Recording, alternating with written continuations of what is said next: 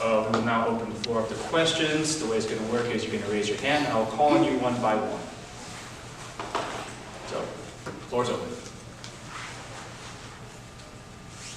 Angeline?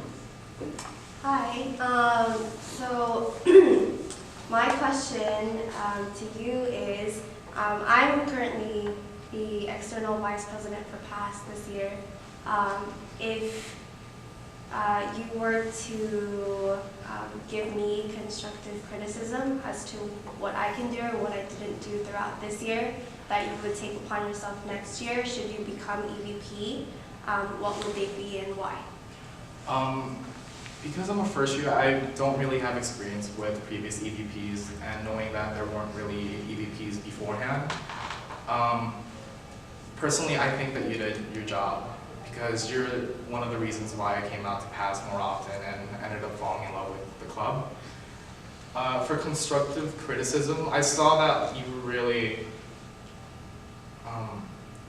your workload and your schoolwork, a lot of it was just really overwhelming for you, and managing your time with other clubs and like PASS especially, it was really difficult for you from my point of view.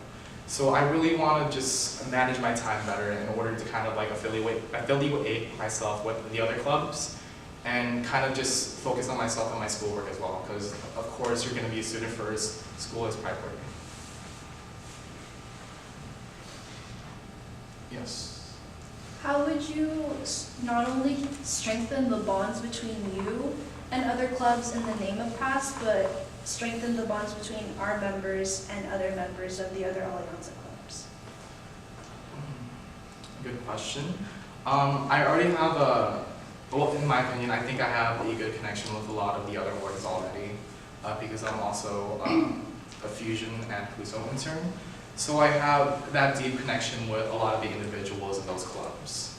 And to kind of just affiliate, kind of like get that going with the Gen members, I want to kind of just open the horizon for a lot of the other Gen members from other clubs and have them come to PASS and to other meetings, because that's what a vice president of external affairs should be doing. Kind of just open up the floor to different opportunities, different experiences, and I want to be as welcoming as you guys were to me to that. So, yeah.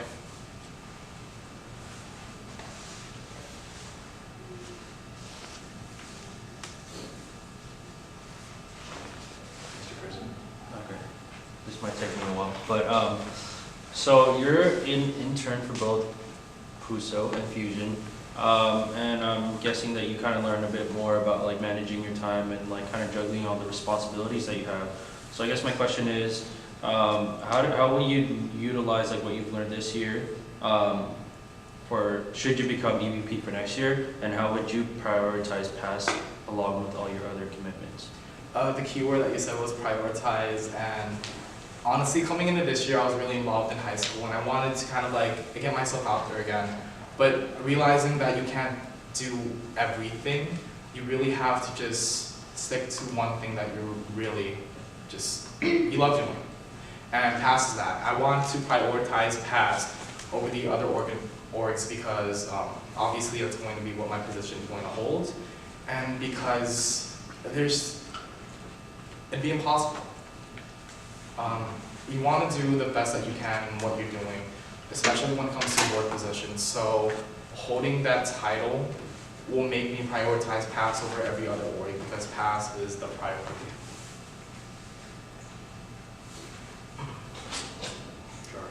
Okay, so as you can tell this year, there was some board positions that were not filled. So for next year, if that were to happen, how would you, I guess, handle the workload for those that were not filled? From experience from seeing this year's board and how they kind of divided the workload for a lot of the missing other board members, I feel like just so long as the board for next year has the same work ethic and the same communication, just the same bond as you guys did this year, then I'm honestly not that afraid of what's going to be around the corner for next year. Because PASS has very diligent people. And I feel like I can trust it, and I can trust everybody else coming into next year with just a lot of the responsibilities, because I know I won't be doing it myself. We'll be doing it together.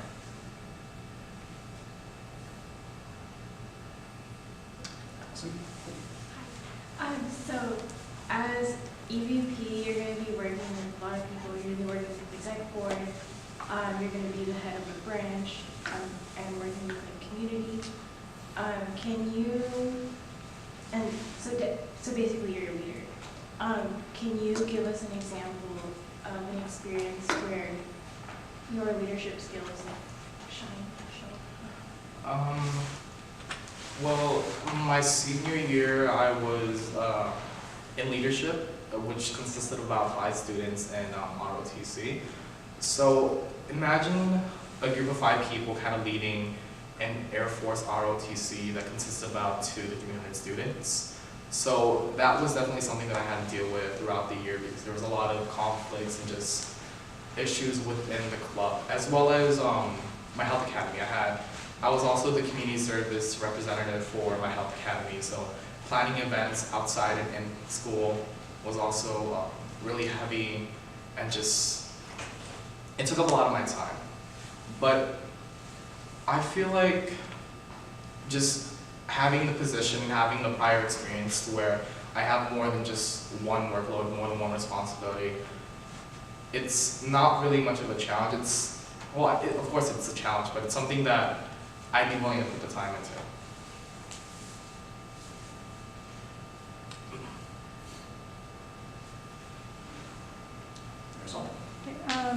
So what are some of your shortcomings, and how do you expect, if you are given this position, how do you expect them to help?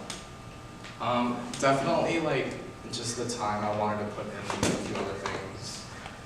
Because I was involved with a lot of the orgs, or actually just all of the orgs underneath Alianza.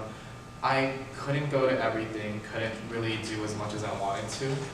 And seeing that for next year I'm going to have that position, if I was appointed in that position, then I feel like the time I put into my work will be a lot more valuable and keen when it comes to just focusing on one thing rather than multiple things.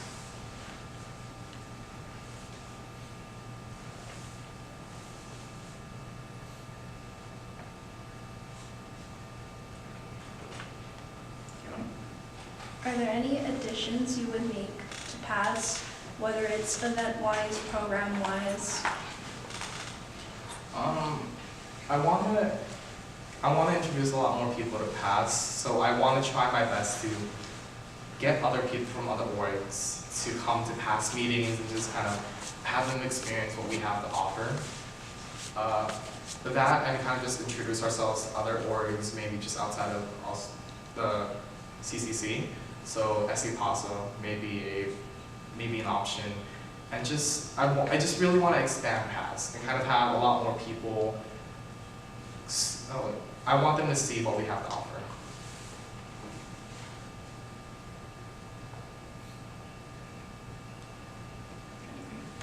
So, sorry, excuse me,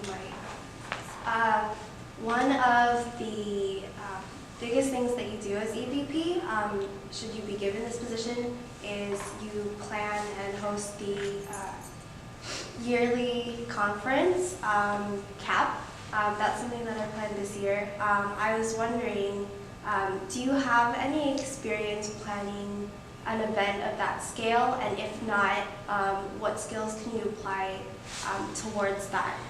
Like, how can you improve CAP and get its message out there? Because turnout is always kind of, and not an issue, but something that you run into, you know, like you're trying to get as many people to come to CAP as possible because it is for everybody.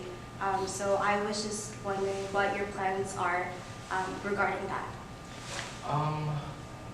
Prior experience running an event of that size, I kind of planned a Relay for Life in my high school, but not as big of a magnitude of an event as CAP.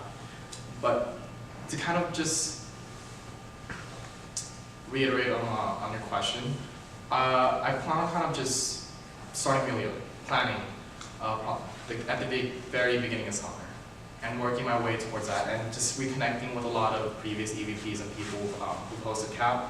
So, like you, for example, I'll get some good criticism from perhaps alumni like Rob, to kind of just help me out with planning and organizing events and just connecting with other people. And for let's say the kind of for getting more people to go to the camp events itself, definitely pubbing, not just through Facebook events, but like through person. Maybe just going to class to class, telling them, hey, we have this event going on, you guys should come, it's gonna be during this day, during this time, at this place, etc. So definitely just like not just pubbing it online, but like having the opportunity to pub it out in person in classes, with the permission of the professors, of course.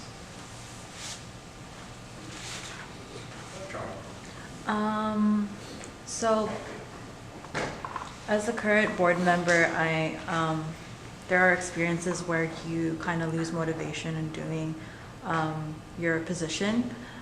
So mostly at times where you're very like stressed out and you have so much to do, prioritizing school, work, and other stuff that you're involved in. So how would you motivate yourself to keep going? I think it's normal for you to be overwhelmed with school and just issues all around. So of course it's going to be natural. It's going to come to you. You wouldn't be a person if you weren't stressed. And to kind of answer your question, it's going to have to happen, and I'm going to have to learn from my mistakes. But just mostly connecting and talking it out with my fellow board for next year, and just getting, how would I say this? Just talking it out with them, figuring out a solution, and if there's no right solution, then finding an option where people can be happy with. Just being diligent about your workload and being responsible for what you have to do and what you have to plan out for later.